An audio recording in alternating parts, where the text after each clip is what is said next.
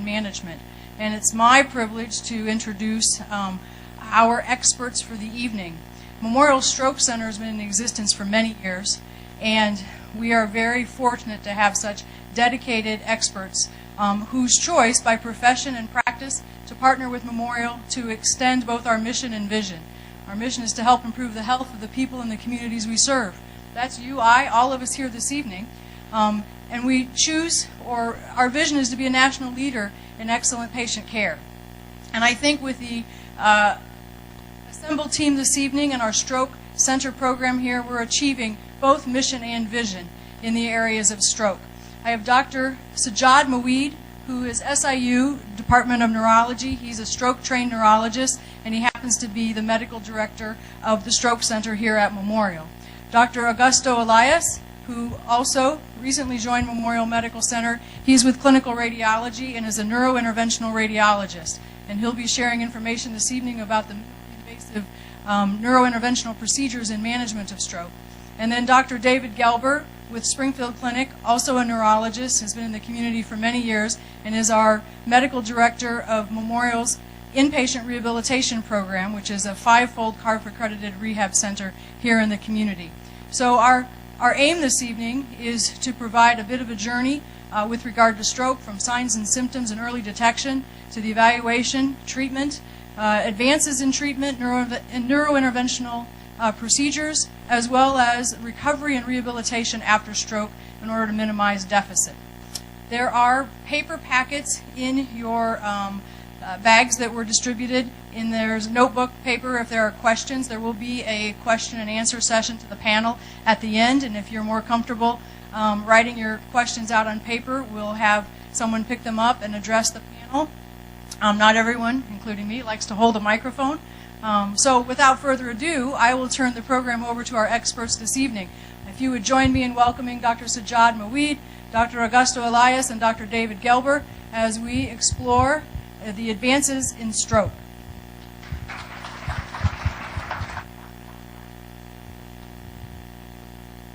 Okay, can everyone hear me?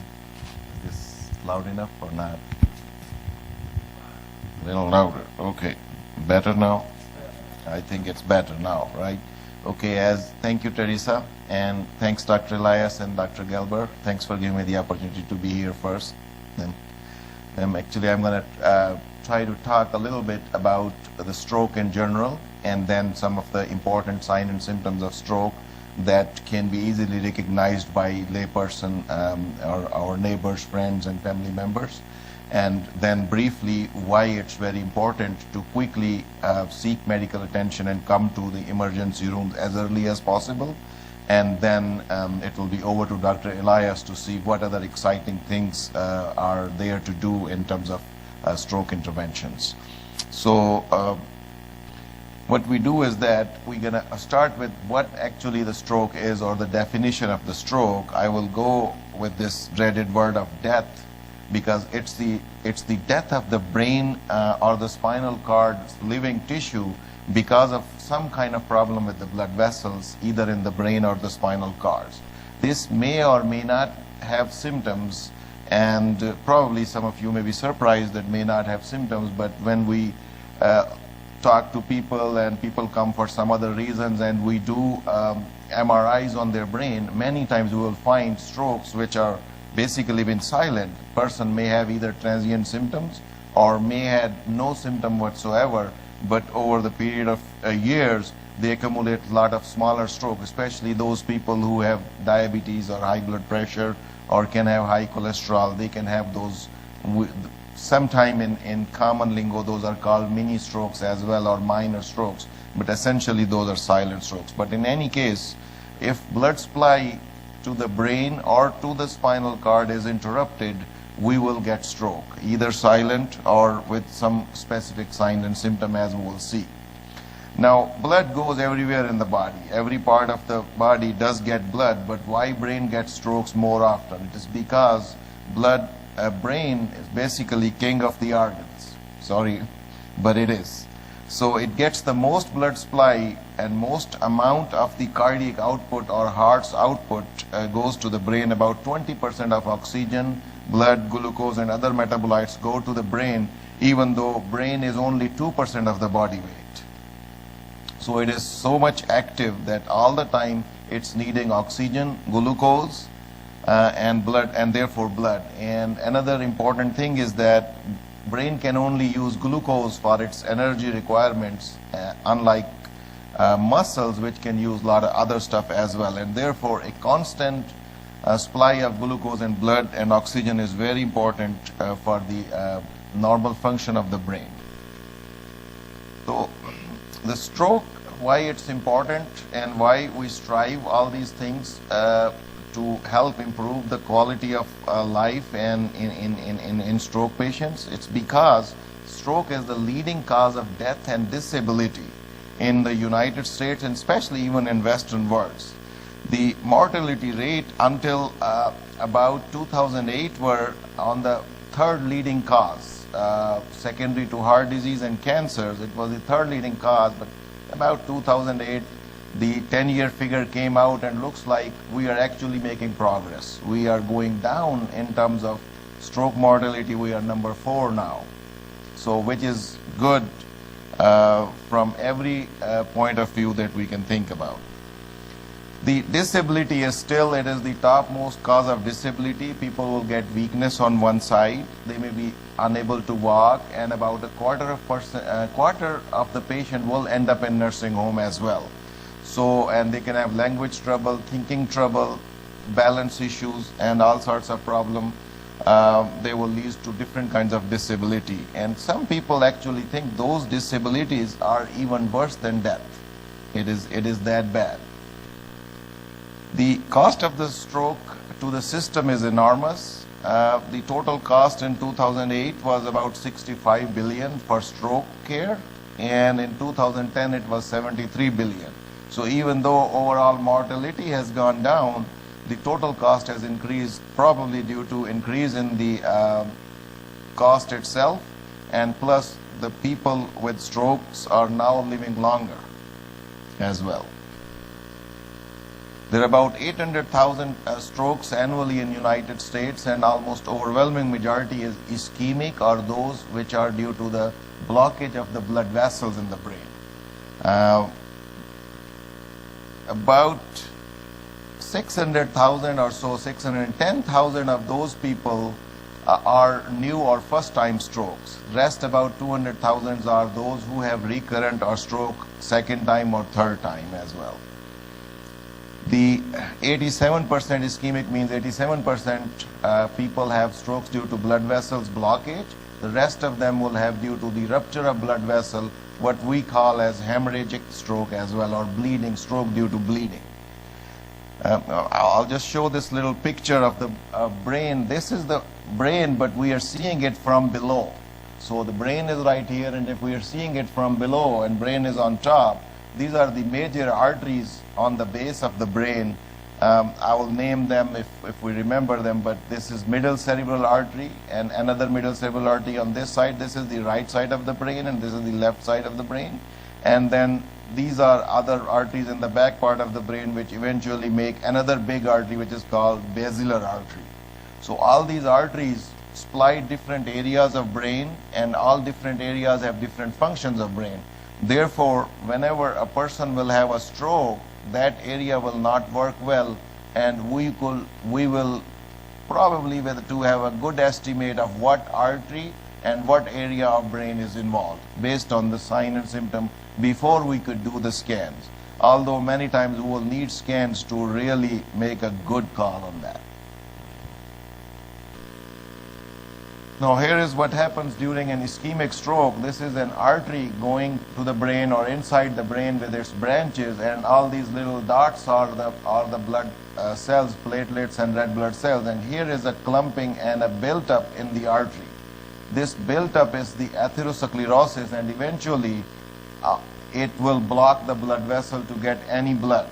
And what will happen is that that particular part of the brain will not have oxygen, will not have glucose, and will start to first become close to death and then will eventually die. So if we could do anything, that will be to remove this clot and restore the blood supply before the death of the tissue or the before a real big stroke happens. So that's where our whole work goes on, to remove this clot and make and restore the blood supply in this blood vessel. And we'll see in a second how we can do that. There are several different methods. I want to make sure everyone understands the difference between heart attack and brain attack. Both are basically have some common features. Both are leading cause of death, and time is very critical in getting to the hospital for these. And patient will often ignore early symptom in both cases. And it has been proved that care of these patients actually results in improved outcome and improved mortality in specialized stroke units or in case of heart coronary care units. But stroke is a little bit different, that pain is not a prominent feature in stroke, but it's a prominent feature in heart attack. Since pain is absent, a lot of people will not seek medical advice. Second is that stroke produces a variety of symptoms which are very different for every patient and each time, and therefore they may not be recognized as stroke. Whereas chest pain, there's only one major symptom and everyone thinks about heart straight away. And the stroke patients have problem with thinking and moving, and therefore they cannot even call somebody, cannot come to phone, or don't seek help very often unless someone else notices their symptom. And that's what we see. Most of the time other people notice their problem and a help is sought. So who are the people at highest risk for stroke? Age. As we get older, we're going to get more risk of stroke. After the age of 50, every decade will increase our risk. Gender. Male will get more stroke more commonly until later decades when female outlive them. And ethnicity. African American will get more strokes more commonly and actually more severe strokes. Geographically, there are areas where for unknown reason the stroke is much more prevalent, and that is true in United States. There is a southern stroke belt, Mississippi, Louisiana, Arkansas, and Carolinas and Louisiana. Those are the areas where stroke is very common. And then socioeconomic status, people with lower socioeconomic status who don't have access to good health care will have more common and more severe strokes.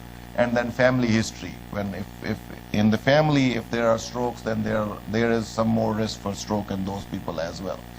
There are some other factors in which people will get strokes. Those are the people with high blood pressure, diabetes, high cholesterol, and especially those who smoke very much. These are the risk factors that we can actually manage and can change in our lives. We can control blood pressure. The better the control, less the risk of the stroke. This is one single most controllable factor, is the high blood pressure, and its optimum treatment will result in decrease. Then same way diabetes, getting your cholesterol under control, getting the weight under control with daily walking and exercise. Smoking is another problem in which there is continuous built up in the arteries, smaller arteries as well as larger arteries, and will cause stroke. Then people with heart disease can throw clots to the brain, and then there are certain blood disease in which people have tendency to form clots in their blood, and their arteries and veins will get strokes as well. So what are the most common symptoms? There are very many and very variable. It depends what area is involved and what artery is involved, as I said. And before I go to the most common symptom of stroke, I will say a word about TIA. It's very commonly used a word. TIA means transient ischemic attack. For all practical purposes, its risk factors, its treatment, its management, its everything is same as that of stroke, except that brain tissue does not die, because most people will recover on their own very quickly within half hour, 1 hour, or within few minutes. Most of the time they will recover from the symptom. The important thing is that since people improve, they do not seek medical advice, and that's why I wanted to bring this up, is that this is a window of opportunity to help these people. It's like that angina of the heart, that even you get better, you still get the treatment because you're likely to get heart attack, so you're likely to get a stroke after a TIA. So there's about 20% risk of stroke within 3 months, means 1 out of 5 people will have a stroke. So it's very important that people who have transient symptoms should also consider themselves at a high risk for stroke and seek medical advice, because we actually can do something at that time rather than when the stroke has actually happened. I'll skip this. So these are the most common symptoms of stroke that our EMS recognizes them, but also everybody in the lay public should be able to recognize them. Those are remembered by the acronym FAST, F-A-S-T, FAST. FAST, the F stands for facial droop, means one side of the face is weak this way or that way. Then arm drift, if they raise their arm, they cannot hold their arm straight like that, it will actually go down. That's another feature of weakness. Some people may be so much weak, their arm may not even, they will be unable to lift their arm at all. So arm weakness, face weakness, and speech trouble. Speech could be slurred, there could be no speech, or their speech could be garbled, or garbage means ununderstandable or unintelligible speech.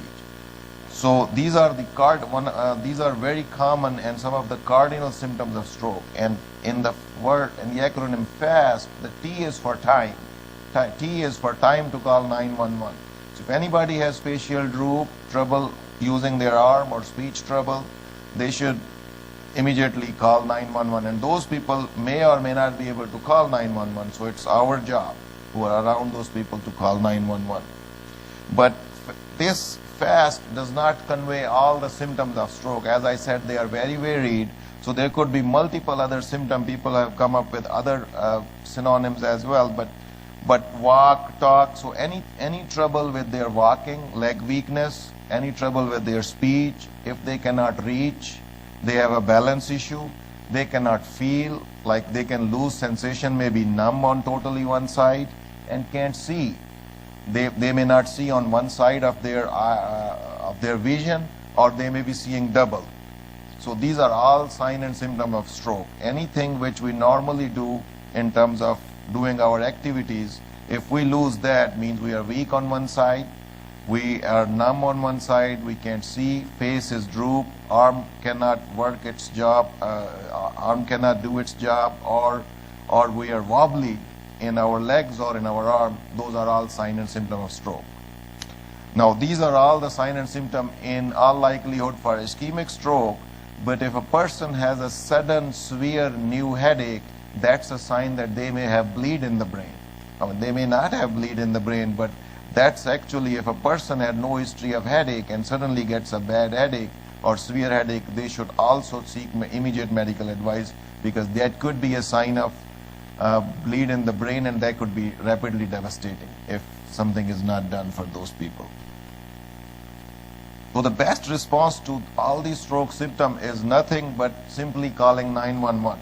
Even if it's a daytime, even if you can call your physician's office, but every study has shown that calling 911 is the best response, because ambulance will take you very quickly to the emergency room and to the appropriate emergency room where they know the stroke care is available, and calling physician or waiting for their call back or anything will waste time, and in a second we will know that wasting time means going out of the window for a treatment, for effective and efficient treatments.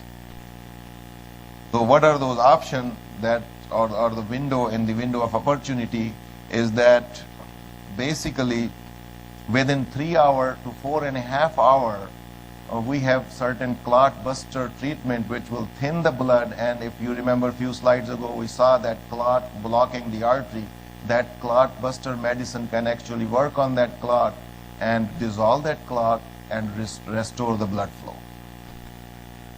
So the benefit is that we can immediately go to the ER, get that clot buster treatments, and get an evaluation done by ER physician as well as neurologist, and the stroke teams were available. So here is one of the CT scan. I just wanted to quickly show it. This is an area of the stroke. This actually we do not want to see when we are considering our acute treatments. It's because by the time these things appear in the CT scans, time is gone for any acute intervention.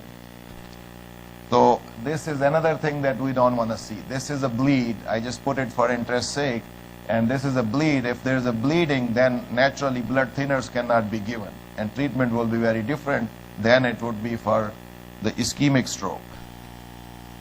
So what are those options in the 3 and 4.5 hour? I'm using 3 or 4.5 hours is because the clot buster medicine, which is called TPA, is approved by FDA for use within 3 hours. But American Stroke Association has recommendation that in certain cases it can be used until 4.5 hours as well. And those certain cases in general are people who are younger than 80 years and who never had a stroke and diabetes mellitus in the past prior to the current event. So those can receive up to 4.5 hours, although this is not an FDA approved labeled use. So if we rush to emergency room, we have access to these clot buster medicine plus rapid evaluation with CT scans, evaluation by neurologist, and also treatment of other ailments which are maybe simultaneously happening, for example, a heart attack, a high glucose, or uncontrolled blood pressure at that time. So I'm going to go through quickly these numbers.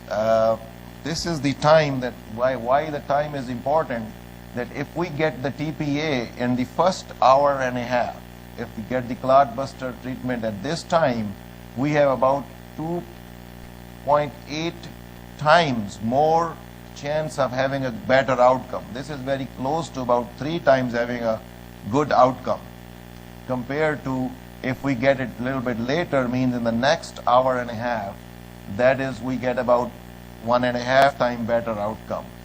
Same way in the third hour and a half. Once we cross 4.5 hours, we actually do not have much difference than placebo of chances of getting a better outcome. This means the best outcome are in the first hour and a half, the better outcomes are in the second hour and a half, the good outcomes are in the third hour and a half, and after that, the IV medicine is not going to work. But what we want to know is that even if you have passed 2 hours or 3 hours or 4 hours, please rush to emergency room, because as you will see, Dr. Elias is going to talk in a minute, we still have options beyond 4.5 hours that can be done. If we cannot give IV medicine, we have other options that would help the outcome eventually.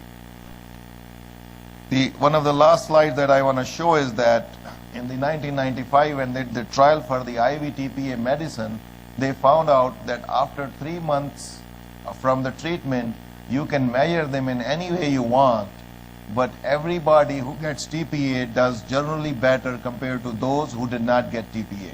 And some of these measurements will be talked by Dr. Gelber maybe later as well. These are the way we see how those people's ability or disability is at 3 months after the stroke. So all these numbers will show that every group will do better if they get IV TPA. So that's the first priority, to give IV TPA. What are the risks? Everything comes with a little price, and the risks of this is, since it's a clot buster medicine which thins the blood, we have a significant bleeding risk. By significant means the bleeding in the brain is about 6%. Do all of these 6% bleedings are bad and actually kill you? No. Some of them are pretty bad and will kill and make them more disabled than if they would not have gotten the treatment, but many of them are small. And the bleeding risk is high only in those people who have advanced age and who have a very large stroke. Those will get more stroke. So calculation is that overall you have more benefits if you get the IV medicine under protocol and within the correct time period. The chances are that you're going to get better outcome or more than that you're going to get a bad outcome. And there are certain situations we will not give. If person has active bleeding, had recent surgery, they are already on blood thinner, they ever had a bleeding in the brain, they had injury recently, or they have a history of brain aneurysm or other problems in their brain, then they may not qualify for this IV medicine. And if they don't qualify for IV medicine, doesn't mean that other options cannot be done, as I was stressing, as Dr. Elias is going to talk next about those in a minute, that what other exciting options we have available now. And Dr. Elias is a very robust addition to the stroke community here, and he's going to come and talk. This is an MRI. This actually shows a large area of stroke.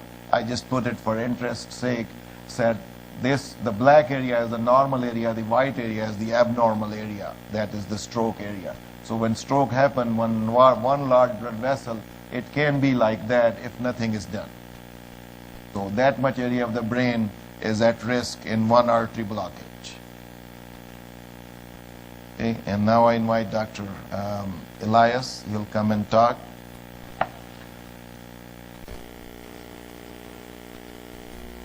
About what can we do beyond 3 or 4.5 hours.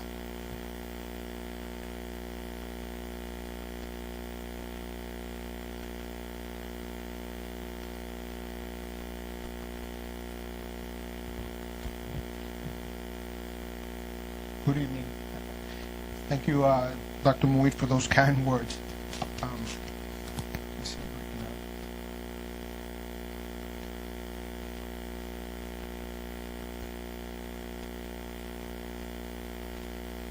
So I'm just going to build up on the presentation that Dr. Muid gave, and what I'm going to do now is just expand into the intervention aspect of stroke treatment and management.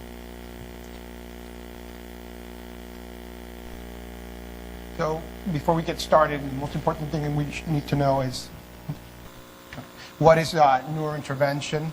And neurointervention is a word that is used to describe a treatment approach to conditions that occur within the vessels of the brain or spine. It is utilized in place of more invasive procedures such as surgery, open craniotomy. Neurointerventional procedures are minimally invasive. So what do we treat? We treat conditions that affect the brain as well as the spine. For the purpose of this talk today, I'm going to concentrate on the brain. And what we use is a catheter, which is a small, tiny tube, and we gain access through the groin, and through there we thread that tubing or catheter with a wire, over in a wire, and gain access to the arterial system of the brain. What we use is the body as the arteries of the body are a highway for us, and then through direct imaging with very highly specialized X-ray equipment, we can directly visualize where these devices where the devices are going into the brain. We can use the catheters to deliver both medication, like Dr. Muid was saying, the IVTPA. We can also administer very small amounts of IVTPA directly into the clot. Or we can use devices, which I'm going to go into detail, which are stent retrievers or devices that break up the clot in order to allow blood to to go back into the system, into the tissue that is affected and not dead yet.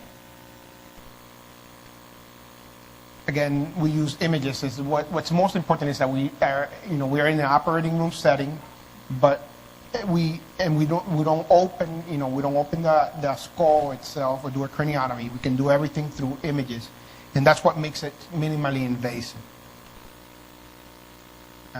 So the conditions that we treat in the brain, like Dr. Muid was alluding to, is strokes, which are the ischemic type of stroke, what everybody refers to as a brain attack, and then also aneurysms. And aneurysms are the ones that are, Dr. Muid had also mentioned, the ones that are affected by hemorrhagic stroke. There's a head or intracranial bleed. And aneurysms are pretty much like a focal outpouching or a weak spot in the artery that bursts and that causes what's called subarachnoid hemorrhage. And that entails immediate action to avoid that aneurysm to rebleed again, because it carries a 50% mortality rate. So again, strokes are divided into two main types. More common one is ischemic stroke, and that's when there's a blood clot that blocks an artery carrying blood to the brain. And once there's no oxygen to the brain, As Dr. Muir was saying, the brain cells die at a rate of 2 million per minute. So that's, you can understand as to why it is imperative and why there is this discussion in the medical community as time is brain. It is vital for the patient or patient's family to identify when a person is having a stroke to seek immediate attention. And the reasons are, again, because there's permanent brain damage and disability or death. The second type of stroke is the hemorrhagic stroke. And again, this is when the artery in the brain bleeds. And most common, one of the most common causes can be by the aneurysm, which I just mentioned. Other lesions of the brain, such as an arteriovenous malformation, which is pretty much like a tangle of abnormal blood vessels with no normal walls among them, which tends to cause bleeding. Other cause of hemorrhagic strokes can be a high blood pressure, what is called a hypertensive hemorrhage. And this is going to be a little bit on the repetitive side, but I need to stress out how important it is in the morbidity and mortality associated with stroke. And approximately 795,000 new or recurrent strokes are diagnosed each year in the U.S. It's the #1 cause of adult disability, the third leading cause of death in America. One stroke occurs every 40 seconds, and one death from stroke every 3 to 4 minutes. And again, as Dr. Muir was saying, it's an immense cost to the medical community and even to the United States to the how much impact it has to the medical cost. So symptoms of stroke, Dr. Muir made an excellent presentation showing the depictions as to what happens when a stroke is going on. And again, weakness, face and arm, difficulty speaking, difficulty seeing in one or both eyes, dizziness, loss of balance, and severe headaches. And again, a little bit more of repetition, males over the age of 55, African American, diabetes, hypertension, high cholesterol in the blood or high fat lipids in the blood, smoking, are major risk factors for stroke. Also, irregular heartbeat, when the heart is not pumping synchronously, it creates swirling of blood, and that is a harbor for clots to form, which can then be thrown into the brain and cause stroke. So, again, there has been recent advancements as to how strokes are diagnosed. Here at Memorial, we're proud to have a team approach to stroke, and we have Dr. Muid, myself, the intensivists, and rehabilitation with Dr. Gilbert, providing a comprehensive care for the patient from beginning to end, and that also includes, of course, presentation in the emergency department. Not everybody can treat this type of disease, and smaller hospitals do identify strokes. They can potentially start the IV or clot-busting medication, the IVTPA, and then patients should be promptly transferred to a center like Memorial. Upon arrival at the hospital or here at Memorial, patients do always have a CAT scan, and that is the purpose is to rule out hemorrhage or bleed, because again, like Dr. Muir was saying, we cannot give that important medication if there's a head bleed already. And we want to see also the size of the stroke as well. Seeing a low density lesion in the brain tissue tells you that that brain is dead already, that part of the brain is, and patient's not going to benefit. In fact, patients can actually do worse from intervention. And again, this is just repeating when the drugs that are currently approved, the clot-busting medication, which is the IVTPA, you want to give it from 3 to 4.5 hours. Again, it's approved in the United States by FDA up to 3 hours.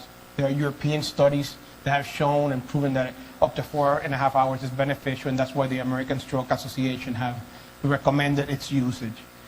from my perspective, there are different devices that can be used, again, with a specific time period that is from 6 to 8 hours. Most of the FDA approved are for 6 hours, but we're seeing from our colleagues in Europe that 8 hours has been that we can treat without causing risk or damage to the brain tissue or the patient. The FDA-approved devices currently in the United States is Solitaire, which I'm going to show you in a minute, and that's a flow restoration device. Penumbra is pretty much a suction device. You put a big catheter into the artery and apply pressure, suction pressure, and try to suck out or retrieve the clot. The concentric Mercy retriever device, it's like a tangle of wires, and what you want to do is just kind of like get the clot enveloped into that tangle of wires and then be able to retrieve the clot itself. And the Trevor Pro is very similar to the stent that I'm going to show you from the Solitaire. Patient selection. Not every patient is a candidate for this. This is even though it's minimally invasive, we can cause permanent damage and even death. The literature out there says that approximately 1/3 or 33% of patients we make better with our treatment. About 33% of the patients, there's no change. And actually 33% of the patients can do worse. And the most common cause of the patient doing worse is causing a head bleed, as Dr. Muida was alluding to. We want to avoid patients that get head bleed. If it's a small one, something that can be dealt with, but larger ones can be catastrophic. And that's why it's very, very important that we select the patients appropriately. There's data out there saying also that from colleagues in Houston and UCLA in California, that age of the patient, less than 75, the outcome is better. Having blood glucose or blood sugar control is also, patients will do better. And then when Dr. Muid does what we call the NIH stroke scale, which is the initial assessment in terms of how the patient is doing from the stroke, and we have usually a cutoff number saying 15, for example. Anything above 15, patients tend to not do as well. 15 to 20, patients tend not to do as well. 20 and below, patients will do better. Age, anatomy, location of where the clot is important. The technology right now limits us as to where we can take our devices. If the stroke or the clot it's being caused in a very distal artery, as one of the ones that Dr. Muiz was showing in the picture, very, very distal ones, smaller ones, it's almost impossible to get our devices up there and retrieve the clot. In fact, also, by trying to attempt to do that, it's a dangerous maneuver and we can cause more harm than benefit.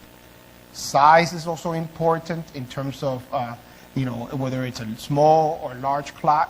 Larger clots are harder to extract than smaller ones as well. This is just an example of the setup that we do use in the operating room or the neurointerventional room. So what we do is that this is the groin right here, and we put a big catheter or sheath catheter that we call to gain access to the femoral artery. Again, that's our main highway. That's how we're going to take all these devices up into the brain. This is one of the catheters that goes here. And then we also always hook up all our catheters with a saline flush with heparin. And heparin is also a blood thinner that prevents from clot to form. And through these devices and using our cameras, which we have a camera in the AP projection or anterior posterior projection, and then we have another camera looking at the lateral projection. So I've been fortunate by Memorial to be given a large flat screen TV where I can see, magnified pictures of the brain as I shoot some iodine or contrast material. into the arteries, I can see it through the cameras. And then this is an example. This is an older picture, but this is an example of the cameras, of the projections in the screen itself, and what I tend to see using my if you will, my maps. This is an example of a stent retriever device. This is the one that we're currently using the most here at Memorial since I got in. In fact, we've treated 4 patients within the last month and a half successfully using this device. So we're very, very excited about this device. The other devices that I was explaining were more complicated, were harder to take up into the arteries of the brain, and it was much more of a challenge to extract the clot. This one actually facilitates the process.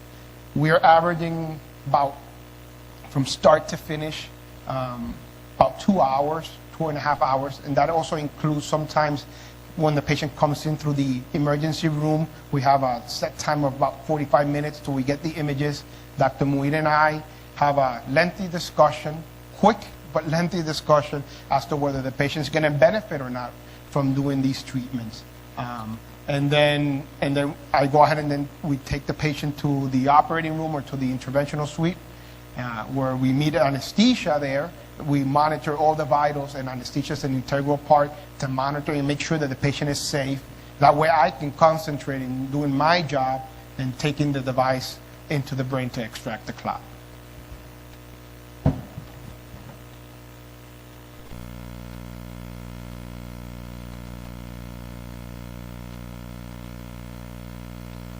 I'm just going to show you a video of the technique.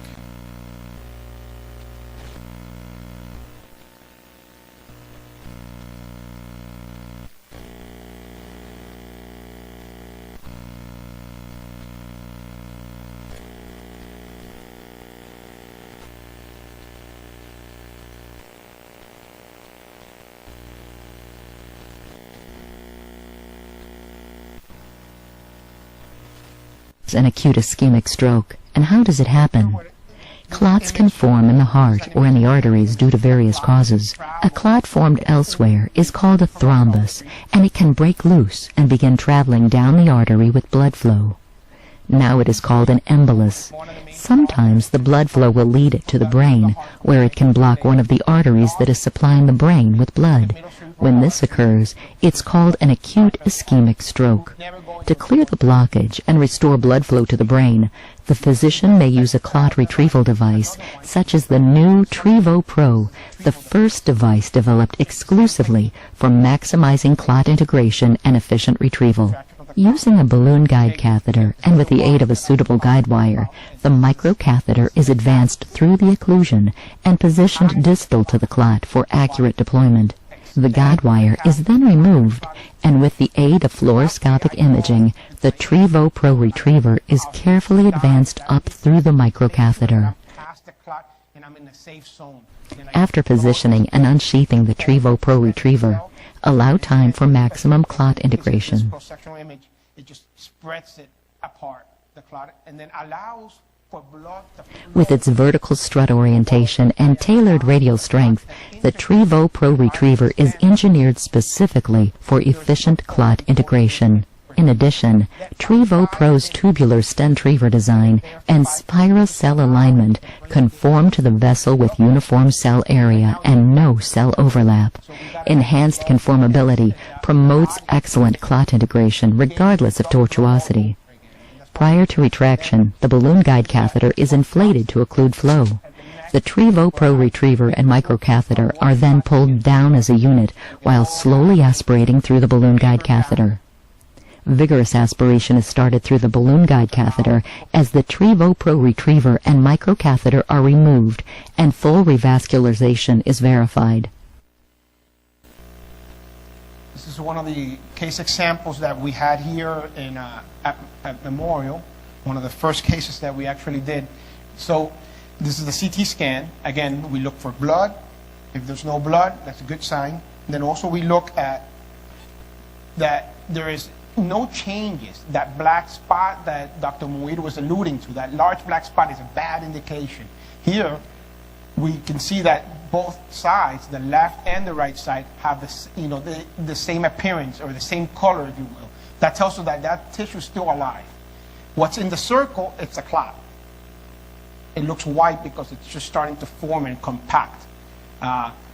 This is, again, discussions that we have with Dr. Muid. If the clot itself is more than close to 1 centimeter, IVTPA, by giving it through the vein, does not travel as well and can penetrate and bust it. So if the clot is too long, sometimes we can just, we'll talk with Dr. Muid and we'll say, well, we can start the IVTPA just to allow it to soften the clot, and then bring the patient up where that drug is still going into the system, and then I will go ahead and then mechanically remove it. This picture here is a reconstruction, just a fancy reconstruction in the AP projection. I'm out of the but let me just walk here and I'll show you what I'm talking about. This is just what the arrow's pointing here is at the same clot. And if you can see from the other side, you can see that there's blood and flow all the way into the distal brain here. And here, there's that, and there's a little bit here, but then there's lack of perfusion and blood flow into this area. This is the area that's being affected.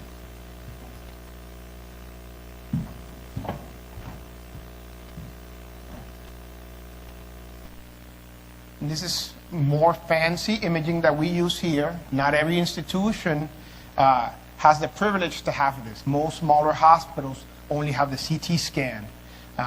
We here at Memorial have this highly sophisticated imaging tool to see with colors how blood flows and how the oxygen is perfusing or oxygenating the brain tissue. So we get these maps to show whether we can treat or not the patient. This cerebral blood flow shows you that if you see it, that it looks decreased. This is a large area here that does not have blood flow into it. This is normal, and this is affected tissue. This is tissue that needs lack of oxygen. This is the blood volume. And then this one is a good indicator to tell us if the tissue is already dead. Like in that CT scan that Dr. Muid showed, if that would have been dark, in this case, if that area would have been the same as this area here, that tells us that tissue, we cannot go there. Because if I go there and allow blood to go, tissue already has broken down, and blood is just going to pretty much go everywhere it wants, and it'll cause hemorrhage. So if this marker, this map here, is the same as this one, then it's a no-go. Mean transit time, what that means is that it's the time for the blood to get to that tissue that's affected and leave.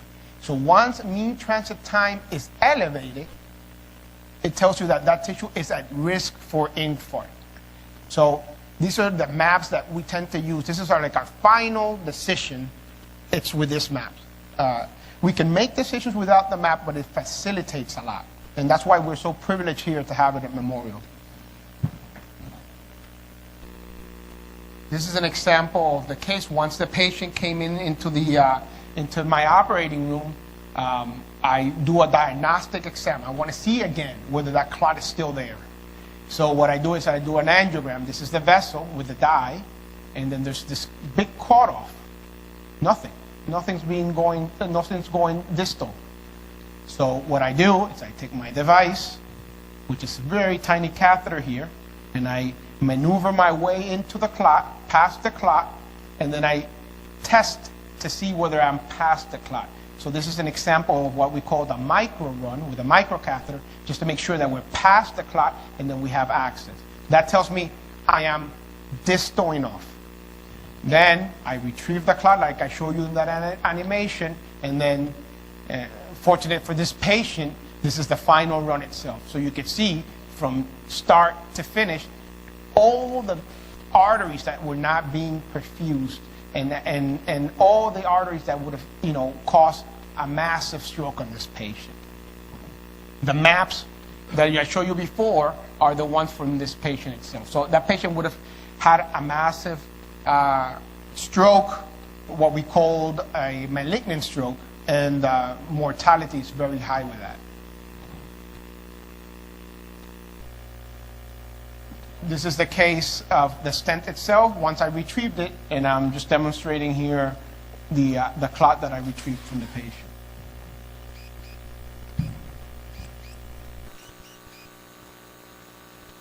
So again, just to sum up, interventional treatments are considered less invasive than other more traditional treatments, such as open surgery. In this case of stroke treatment, which we're concentrating on, there's not even a surgical open maneuver that can be done. There can be perhaps bypasses, like such in the heart, but those are like for more elective cases. In the acute phase, there's nothing that can be done. Either the only thing that we can do is just use that drug that Dr. Muid was talking about, and then my type of intervention. Again, it's not appropriate for everybody. We have to be very careful as to the patient we can select. We cannot be either too conservative and cause harm to the patient that could benefit, or too aggressive in a patient that already has a large stroke and we can actually cause harm. The idea here is that we don't want to cause harm. They have endovascular treatments or neurointerventional treatments that have shorter recovery times, fewer complications, and less postoperative pain. And now I'm going to have the conversation being taken to the recovery period, which is as important as the intervention period. And this is Dr. Gelber is going to take over and discuss this part with you.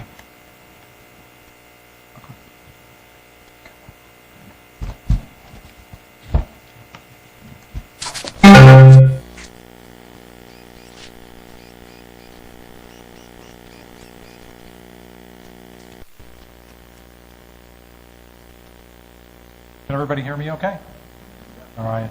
Last one. So if we had the best of all worlds, I wouldn't have a job because Dr. Luid would get everybody better with TPA or his medical interventions. Dr. Elias would be able to fish out all of these nasty looking clots. Unfortunately, at least in 2012, we're still not perfect with our treatments. And that's where rehabilitation comes in. So we get people on our rehab unit to try to make better after they have had a stroke. And I know some of you in the audience have been through our program before. So what I want to talk about today is why do patients get better after a stroke? How does rehabilitation fit into this? What does rehabilitation actually do?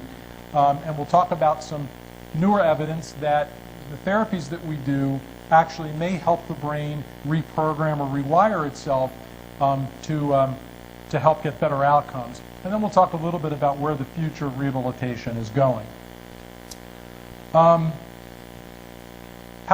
What's the time frame for people getting better after a stroke?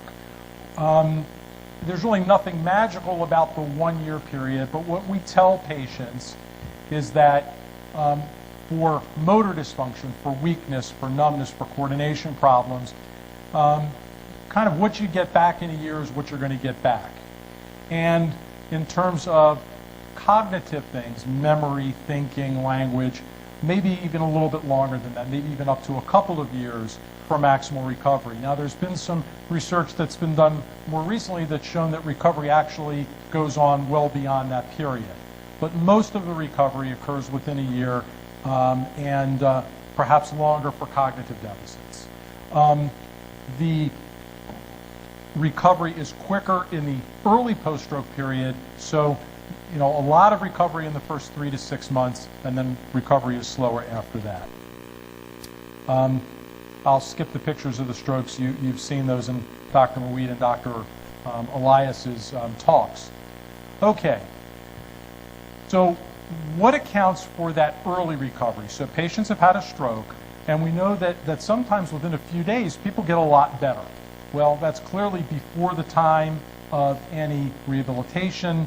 It's clearly before the time that the brain has to rewire itself. So typically what happens early on, in the first few days to a week after a stroke, people get better because, number one, after a stroke occurs, there's a lot of swelling in the brain around that area, and much of the swelling goes away. And Dr. Muid and Dr. Elias alluded to the fact that around the area of stroke or dead brain tissue, there's this area of tissue around it that's kind of marginally viable. It's kind of in limbo. It's just kind of hanging there, not really working very well. And oftentimes, just with controlling blood pressures effectively, controlling blood sugars effectively, good nursing care, those types of things, helps that marginal tissue around the stroke kind of perk back up and become viable again, and that accounts again for the recovery that we see early on. Now, why do patients get better later? Why this recovery a month, 2 months, 3 months, a year after? Well, we now know that the brain does have the capacity to rewire itself. We call that brain plasticity. The brain can heal. Younger brains heal better, quicker, and more effectively than older brains. So a 30 or 40-year-old with a stroke is going to have a better prognosis than somebody who's 80 years old, because the brain at a younger age has more potential to do that. And as we'll talk about in a bit, we now know that doing rehabilitation, so doing physical therapy and occupational therapy and speech therapy, doing all of our therapies actually help the brain in doing this rewiring. Sometimes after an area of brain has died from a stroke, other parts of the brain can kind of pick up function for that. There are brain pathways that we know that are normally inactive. They're there, the connections are hooked up, but they don't really need to work. They're kind of reserve pathways, and sometimes those become reactivated after a stroke to pick up function. And we now know as well that even nerve cells kind of grow little connections that kind of help. So this is a picture of a nerve cell in the brain, and normal nerve cells have little arms that grow out that connect with other nerves. And we now know that after strokes and with therapy, these nerve cells have the potential to kind of grow new arms and sprout and hook up new connections. It really is kind of a rewiring that goes on in the brain that can help people regain function. And obviously that's very important. Stroke symptoms, both Dr. Mouid and Dr. Elias talked about stroke symptoms. For us in rehabilitation, this is really the most important thing. I care about what people's symptoms are and what their functional abilities are. So if you have a stroke on the left side of the brain, that will cause weakness on the right side of the body. Similarly, a stroke on one side of the brain can cause numbness on the other side of the body. A big problem for us on our rehab unit is urinary incontinence. People have bladder dysfunction after strokes. And that can be very socially limiting in terms of people's activities. Our speech and language pathologists work a lot with swallowing difficulties. Patients often lose the ability to swallow effectively, have a risk of aspirating food or liquid into their lungs, and our speech and language pathologists work a lot to try to minimize that. Problems with balance and coordination occur commonly after stroke. That affects people's ability to walk, to transfer effectively, to perform their daily cares. If patients have strokes on the left side of the brain, those often affect language, because in most people that's where your language centers are. If people have strokes on the right side of the brain, often cause what we call neglect. They ignore the left side of their body, and that can cause a lot of problems in terms of mobility and daily cares.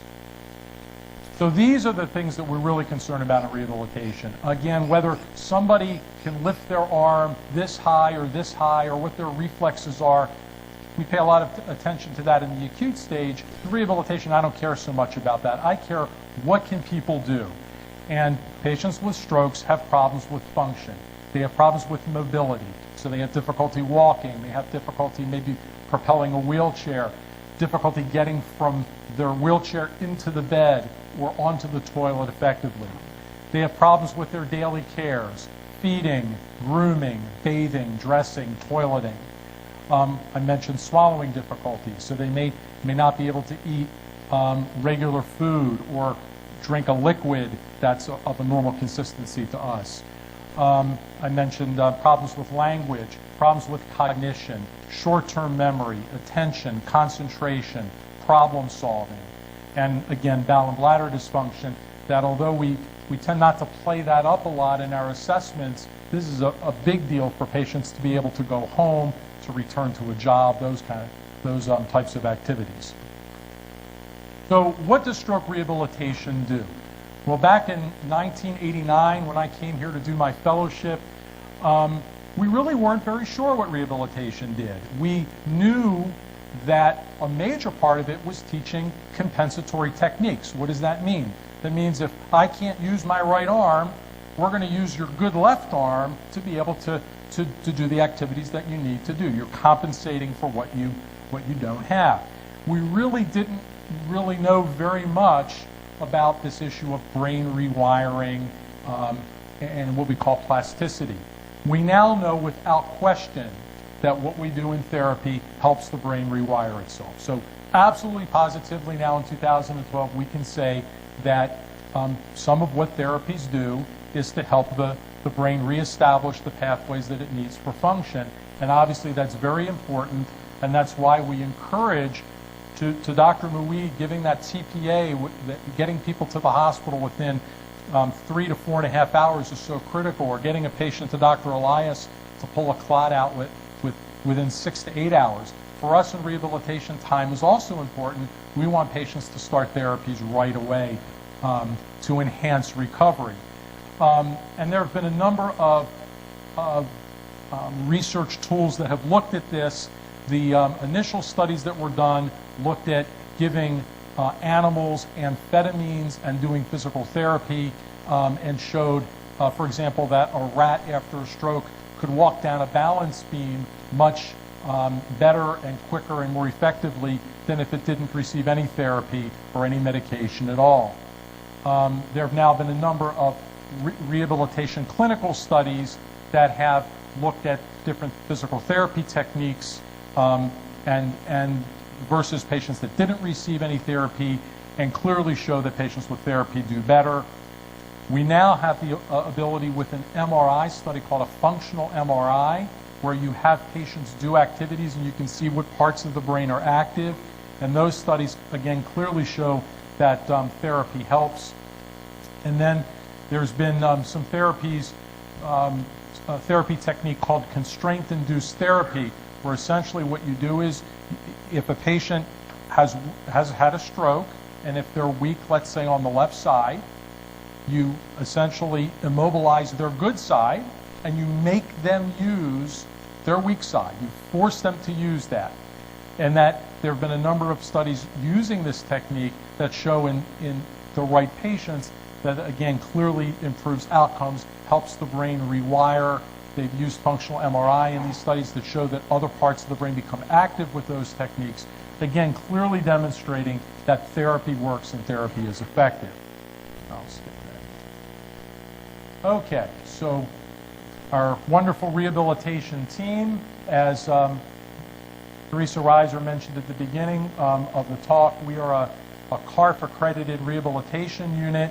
What that means is every 3 years we go through a rigorous rehabilitation accreditation program that comes in and evaluates our program and makes sure that we're providing effective treatment.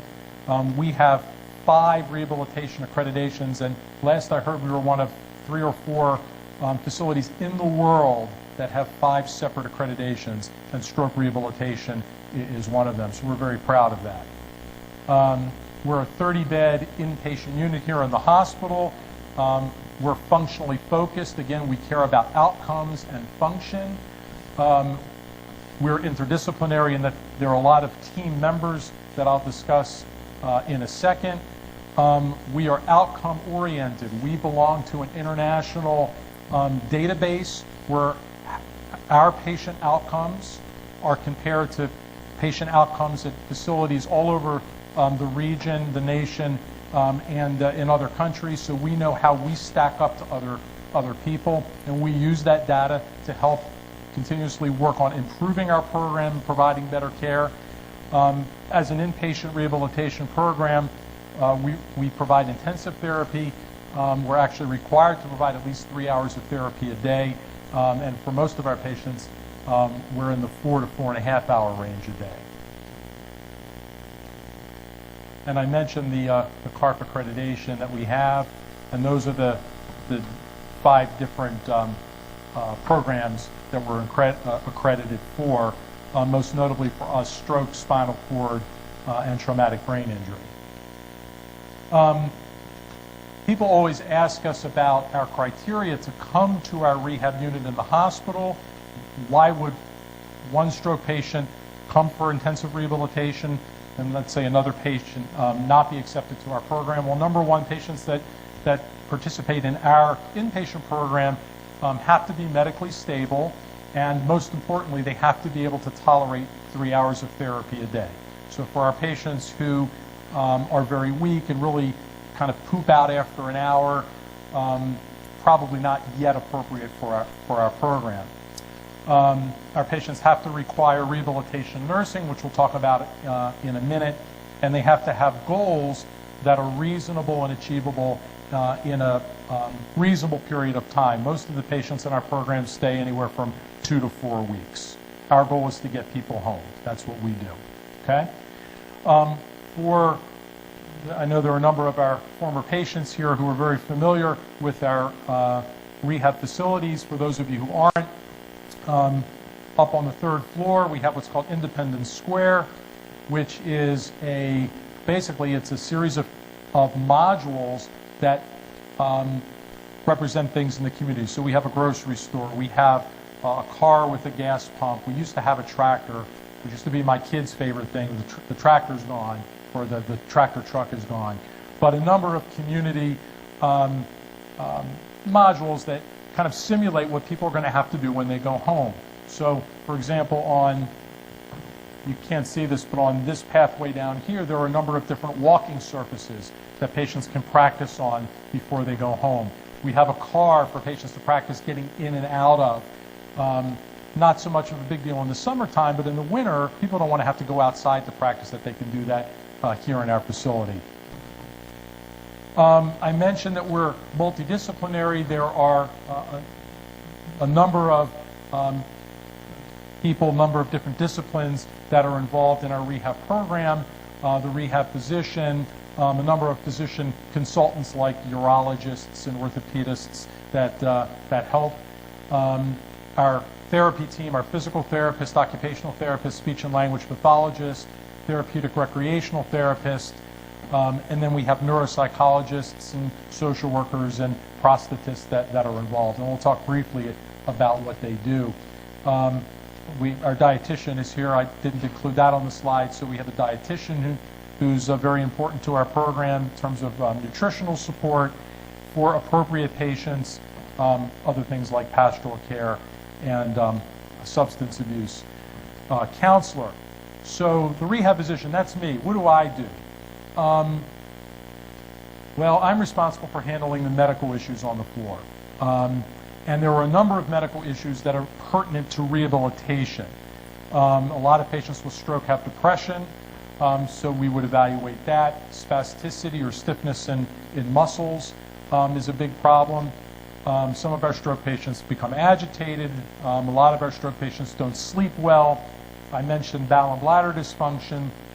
And although Dr. Mueed mentioned that strokes are not painful like heart attacks, a lot of patients have pain as a consequence of a stroke. They get stiff muscles, they hurt. There are certain areas of the brain that can elicit pain on the opposite side of the body. So that becomes an issue for us as well. And that's kind of my role, to either deal with these or call in the appropriate consultant to help out with those.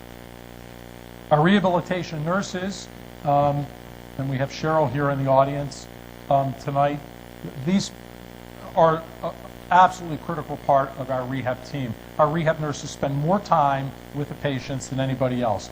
I'm in a few minutes in the morning, a little bit here and there. Our therapists spend a half an hour with patients at a time. The nurses are with these patients 24 hours a day, and they're invaluable in terms of care and being kind of the link to the doctors and to the therapist and with each other. And they focus a lot on bowel and bladder issues. We have protocols on our rehab unit to treat those. Skin, for example, skin breakdown or decubitus ulcers, nurses will evaluate that. Many of our patients have to learn things before they go home. If let's say they've had a stroke and they're a new diabetic patient, they have to learn how to do Accu-checks or maybe give insulin. Some of our patients go home on blood thinner shots. Our nurses do all the teaching for that. And as it is important to me, because I'm not there all day long, if the patients have a change in condition, the nurses, are critical at evaluating that and letting me know when there's been a change where we might have to do something medically. Our physical therapists work primarily with the leg and with mobility. So they're working on getting the leg stronger, more coordinated, and they're concentrating on our mobility skills, getting in and out of bed, transfers, propelling a wheelchair, and walking. And we have some neat gizmos and toys that we use up on in our rehab program. The Proprioceptor 4000 is basically a balance machine, and our therapists can put the patients on that and not only assess balance, but also there are some treatment paradigms on there as well to help patients improve their balance and walking. We have a partial body weight treadmill training system. These are for patients that don't have the strength yet to be able to walk by themselves. We can put them in a harness so their body weight is supported. They can then walk on a treadmill with the assistance of our therapist. Again, why is this important? The patients want to walk, and this helps the brain rewire itself. So we want to get patients up and doing functional activities as soon as they can. Our occupational therapists work with the arm and with activities of daily living, bathing, dressing, feeding, grooming, toileting, for our patients who may go home alone or who are primarily homemakers, to work on activities like cooking. And our occupational therapists often go out to our patients' homes and do a home assessment, make sure that a patient can propel a wheelchair safely around their home without bumping into furniture or going over thick carpeting, things like that. Some neat toys for our occupational therapists. We have Bioness H200, which is electrical stimulation. So they put that on the arm, and they can individually stimulate different muscles. Number one, to keep them active. Number two, to help with functional activities, such as picking up a glass and drinking.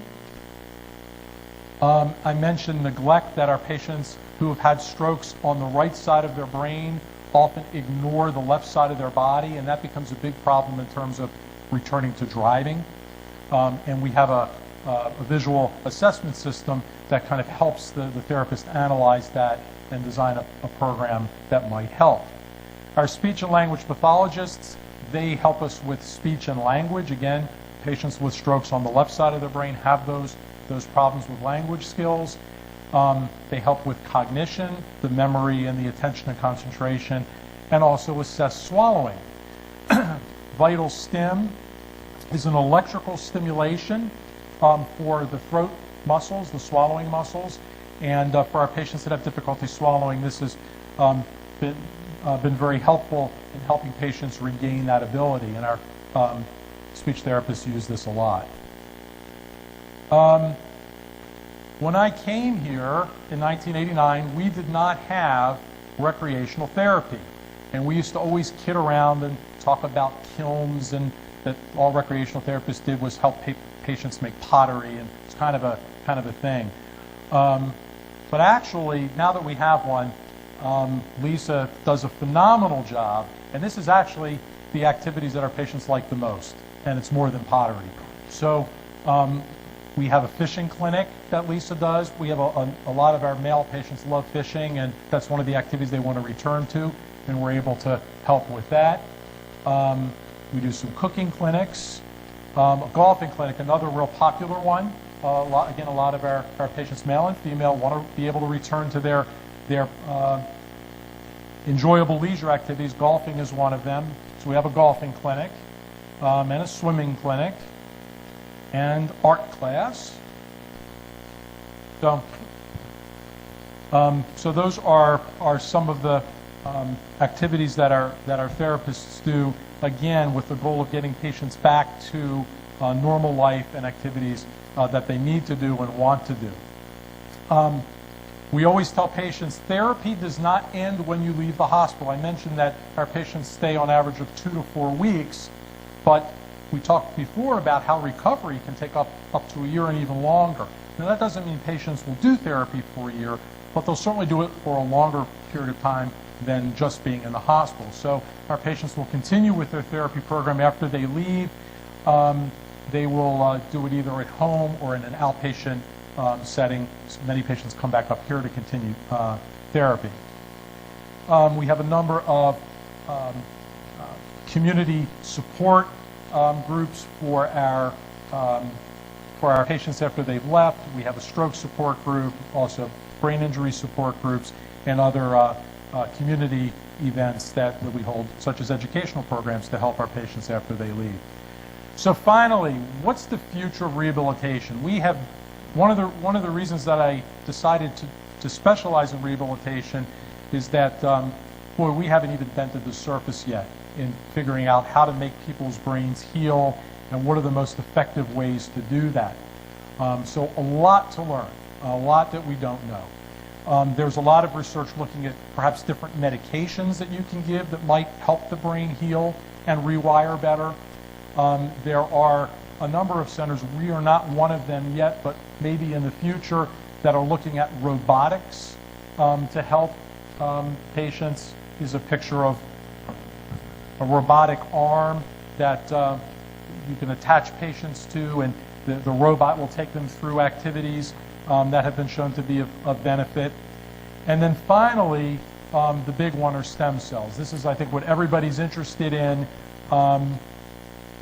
You know, is there something like stem cells that you can inject into the area of dead brain that might help even further rewire itself and grow? And again, this is just at its infancy, and obviously a lot of research going on looking at stem cells not only for stroke but for all different kinds of neurologic injuries and disorders. Spinal cord injuries have already started their human subject trials with this now. So a lot on that in the future. Okay? So I think we are done.